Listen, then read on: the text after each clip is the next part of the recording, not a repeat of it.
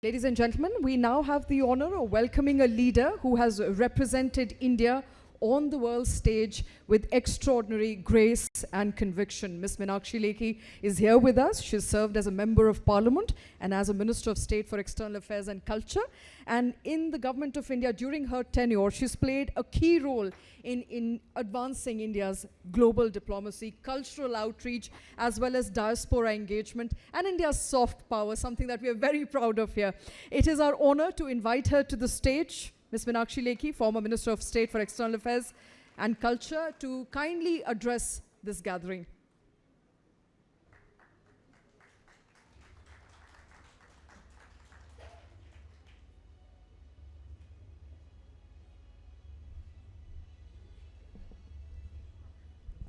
Hello, good evening, my lovely ladies, and some bit of men at the back, which is what a pleasant sight. Normally they are the ones in the front and ladies are at the back. So to break that stratification, the gentlemen who have supported the cause, let's cheer for them first. And for ourselves. Everybody needs to cheer for oneself. And louder, please. So good evening, and lovely being here, meeting all achievers, and the ones who are watching us are also achievers, recognizing their contribution, recognizing our mothers and grandmothers and great-great-great-grandmothers who gave us the value system, who gave us the family, who allowed us to be ourselves and recognized our potential. So when we recognize others, we also recognize ourselves. Because if I say, I am this, that, I don't think it brings any credit to me. What brings credit to me is we do this, and we make this, and we were blessed with this. And always including others is very much part of our life, understanding, and a sense of contentment. I agree to the extent that we need to focus on ourselves, because only when you're happy and healthy can you support anyone else. And multifarious roles that women end up performing, it requires a sense of happiness and contentment. So that much focus is very, very essential. But then the question again comes, what makes us happy? The families, the people around us, the work we want to do. We are not the types who will be happy by ourselves. We need an atmosphere, an ecosystem which keeps us happy. So happiness is not independent of the society. Happiness is not independent of the workspace. Happiness is not independent of the families we come from.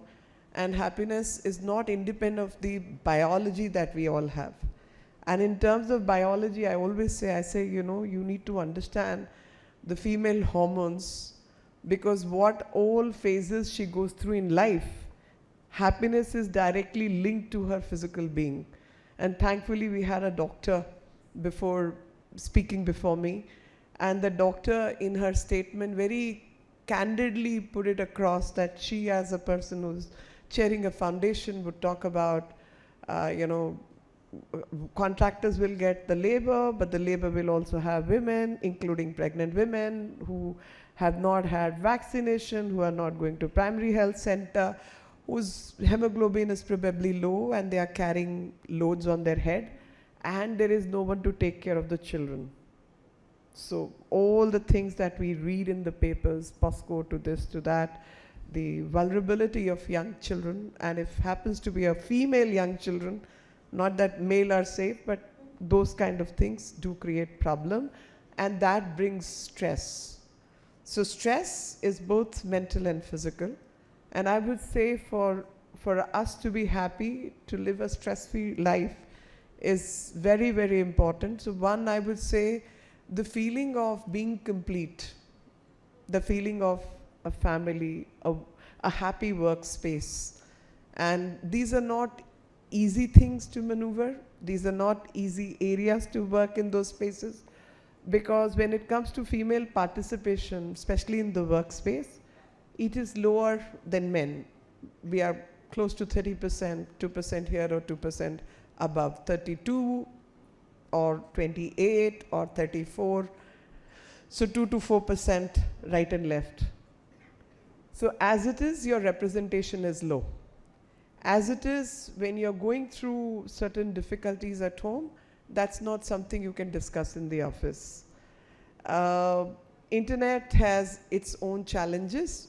While it makes our job easy by giving us flexi hours, online shopping to online services, at the same time it also makes our life difficult, because for the working women, 24/7 connectivity, 24/7 availability, 24/7, the work-life balance is impaired totally. And that impairment has a very high cost to pay, because you can't tell your bosses that, look, 8 hours are over and I'm not available. Here on, my time with my children or my time with my family is important, so I'm busy with them and I'm baking a cake, or I'm taking family out for a vacation or something. It's just not allowed, because internet is there, so you better stay connected, and whatever draft needs to be done, you make that on the phone if computer is not with you. So end of the day, things which can give us happiness are the ones which are causing displeasure also. And this work-life balance, normally when people would put that question to me, they say, oh, how do you manage, and you have a fantastic work-life balance. I say, no. Sorry, life is not like that. Life is always imbalanced. So you go one streak or you go the other streak. Sometimes you're neglecting family because of the work, or sometimes you are doing work and neglecting the family, or family, you're neglecting the work.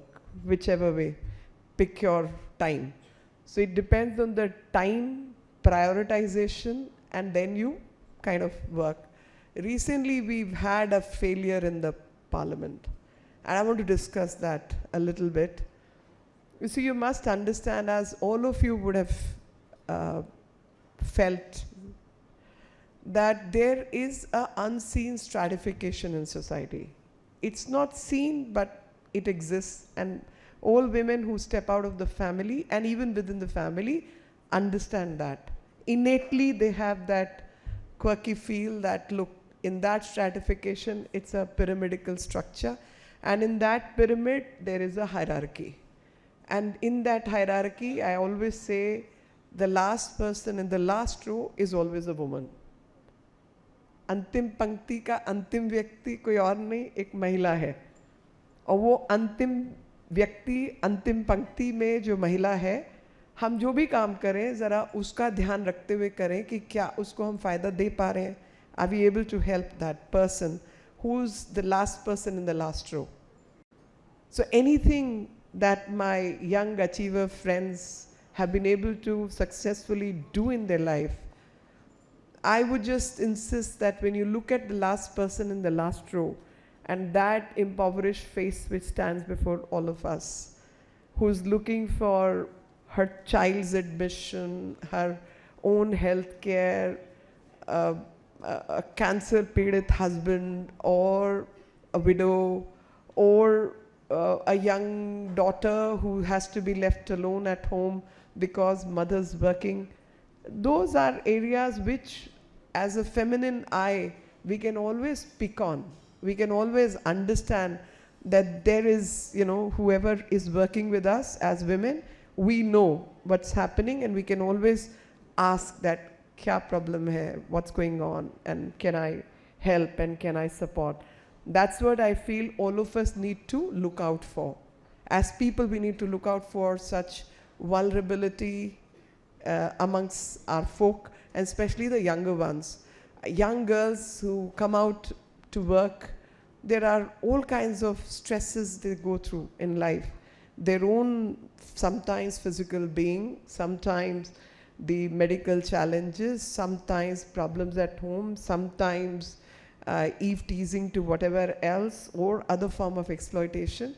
We, as women who are in position of power, need to stand up and support those women who look up to us and are more secure in our company. So give that protection and a sense of belongingness to other girls who may be in a vulnerable condition at certain age and time. I'm not saying we can't be the mothers, and no replacement for a mother. But as an elder friend, as an older person who's seen more life, I can genuinely feel that I look at faces and I know there is stress.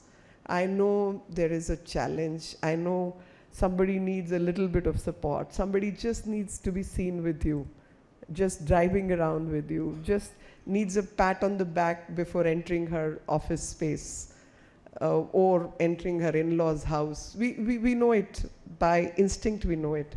So that support should be made available, because whatever we have achieved is because there were a whole lot of men and women who supported us.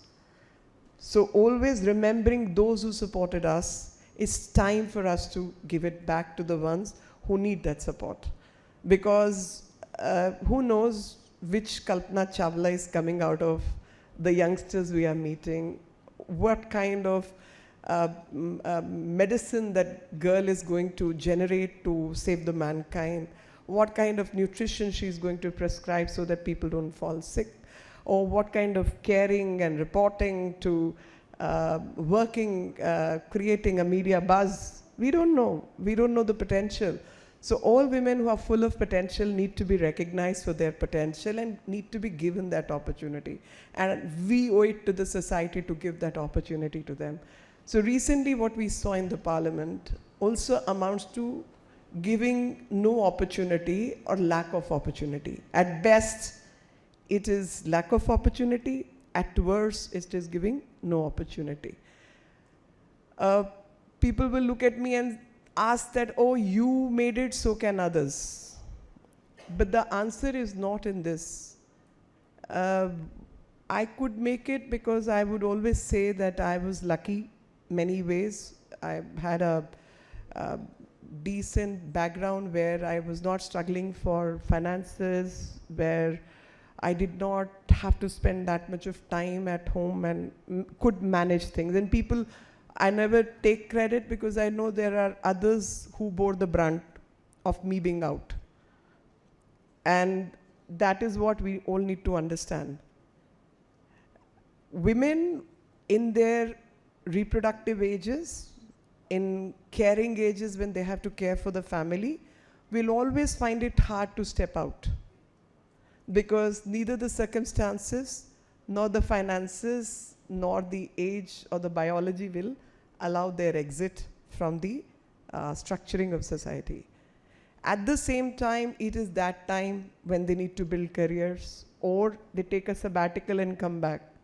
So taking a sabbatical and coming back always requires higher amount of learning, higher amount of grit to make it happen.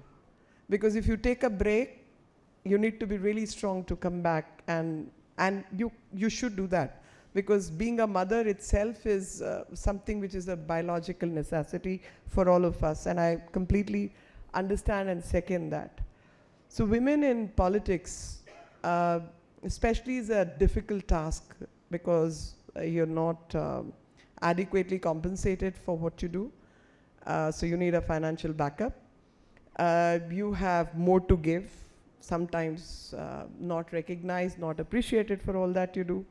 So those are deep challenges because you really don't add much value to the family or the space you come from. So it's just your personal desire, aspiration to be, to do what you wish to do. And that personal aspiration is a challenge. So the structure is such that after almost 80 years of our independence, ideally 33% is nothing. About 40% women should have been in the parliament or in the legislative body. But the fact is, highest number of women in the parliament has been only 17%. Actually less than 17% also, 16.67%. That's the highest. Normally 12%, 14%, 13% or less. So with that kind of numbering, what should ideally happen did not happen. So artificially you create an opportunity. Artificially you create an opportunity thinking that, okay, 543 seats in the parliament exists, in the Lok Sabha exists. So when delimitation needs to happen and the number of seats need to go up, because number of seats as per population ratio every 10 years should go up. For last 40, 50 years, we've not had delimitation. And every time, every government just extended, did not do the delimitation. So delimitation is what you do so that 543 men who are sitting in the parliament, or close to that, whatever number, and the ones who contested on those seats identify themselves with those seats. So when you increase the number, they will not be the ones poking spokes to bring down the people. So when increase of the number of seats need to happen, that 33% we could assign for women. And little more women will come off there, you know, from the other seats. That was the whole idea. And this was agreed upon, by the way. In 23 Act, linking of seats with the delimitation was agreed upon. And everything, how the rollout needs to happen is what the recent amendments were proposed for the constitutional amendment and all. And we saw every attempt to fail that. And saying 543 mein se hi do. And you think those who have not given it for 80 years will give out of 543? Anybody who thinks they will give? If they are not willing to give it in the increased number, will they give it out of 543? So within the party you'll have problems. Every party. Forget A, B, C, D, E. Because no party has done it. So first time there was an attempt to give it. And even there, a failure goes to show why it is important to get that 33% reservation. It only seconds that this reservation is important so that this reservation actually brings forward the people that and gives an ideal number or something to emulate or something to establish certain things in the society. And interesting enough, I'll share another story with you. I used to chair this JPC, which was on Personal Data Protection Act. And 23, the act was brought out post amendments in this and that. We were just sitting and chatting in one of the lighter moments. Every act you pick up, every law you pick up, it says he, and he includes she, right? So I just joked and I said, you know, but she includes he. Look at the spelling, right? So why can't we write she everywhere, even if it's symbolism? Why can't we write she and say she includes he?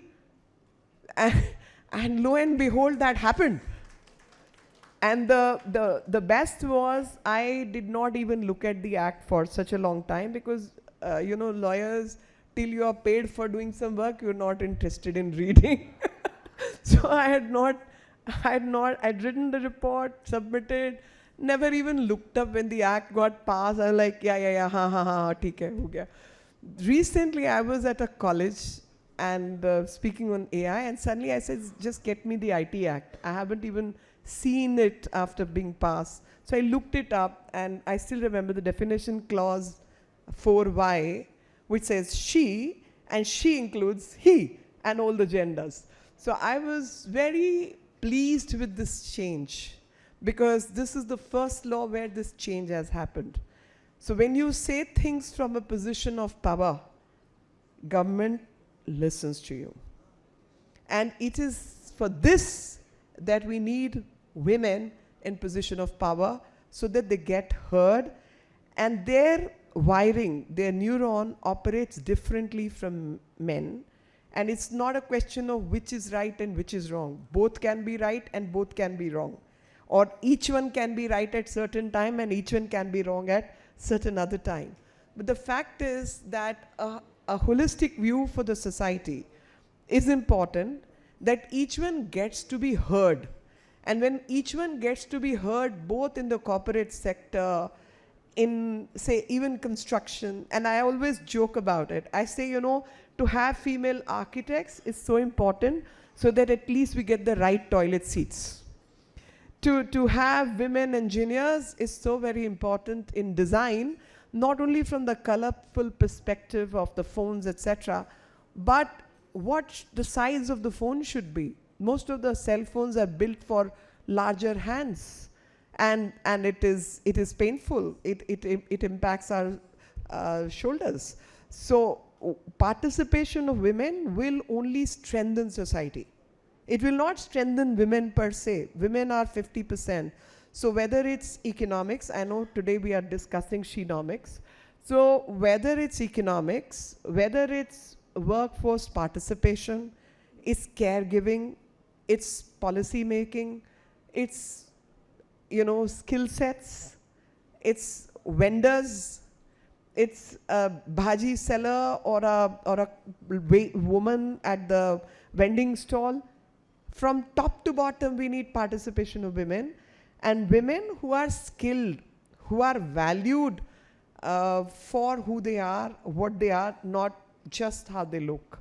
And for that reason, the preservation of skills, especially India being India, I just will say few more lines on that, especially considering that whenever we are looking at our own history, I think India will do better by looking inwardly at our own value system than looking extrovertly outside, because our own examples are far more powerful than any other example in the world. And I'm not going to talk about Apala and Gayatri and Gargi and ancient period. I'll talk about the worst period for mankind, and that is medieval period. Medieval period is the one where the West saw witches being burnt on altars, where women rights were not existent. Asia, especially the West Asia and all, we are seeing the impact till date. You need to dress a certain way, you need to look a certain way, etc., etc. But even at that time, at that awful time, India offered better positioning for women. So 1450, 48, whatever, middle of 15th century, we had Rani Abakka in this country who challenged the Portuguese who were attacking India. And she burned those ships by using, they call it Agni Ban, but I would call it missile, some sort of missile technology that you throw it from a distance, what we are seeing in Hormuz these days. You know, from a distance you can destroy a ship, so something will go and light it on fire. We saw Rani Chinnamma from Belgavi, Karnataka, who killed the first British officer and sent him packing. We saw, of course, Jhansi Ki Rani, everybody knows, but that is much later, 1857. Before her, preceding her by a few hundred years, 1700 something, and we have Ahilyabai Holkar. So